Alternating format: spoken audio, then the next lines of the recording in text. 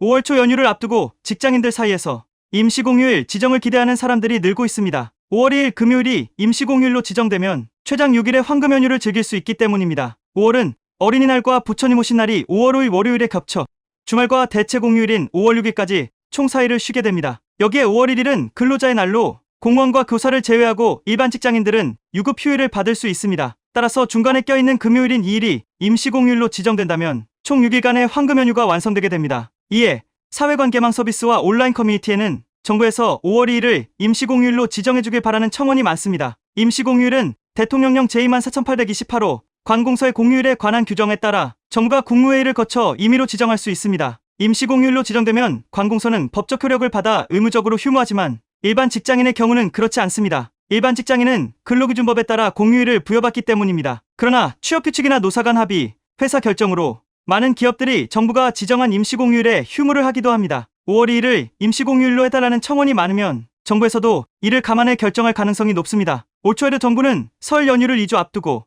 1월 27일을 임시공휴일로 지정한 적이 있습니다. 그러나 이에 대하여 반대 의견도 많습니다. 1월 27일을 임시공휴일로 지정할 당시 정부는 소비관광 등 내수 진작 효과를 기대하며 임시공휴일 지정을 했지만 오히려 정반대에 가까운 결과만 나왔습니다. 법무부에 따르면 올해 1월 내국인 출국자 수는 297만 5,191명으로 2024년 1월보다 7.3% 증가했습니다. 직전 최대치였던 2019년 1월에 293만 219명을 넘어선 역대 최대 규모였습니다. 설 연휴에 시행한 임시공휴일 제도가 되레 해외여행을 부추긴 꼴이 됐습니다. 매출 역시 내수 회복과는 다른 결과를 보여줬습니다. 비씨카드의 1월 하루 평균 카드 매출액을 100으로 봤을 때 1월 27일 국내 매출액은 98.0으로 줄은 반면 해외 매출액은 103.4로 늘었습니다. 오히려 평소보다 국내에선 덜 쓰고 해외에선 더 썼다는 의미입니다. 결국 임시공휴일 지정에 따른 황금 연휴가 개인적으로는 설레는 것이지만 국가적으로는 기대했던 효과는커녕 오히려 역효과가 난다는 것입니다. 그렇기에 임시공휴일 지정은 쉽게 결정할 사안이 아닙니다.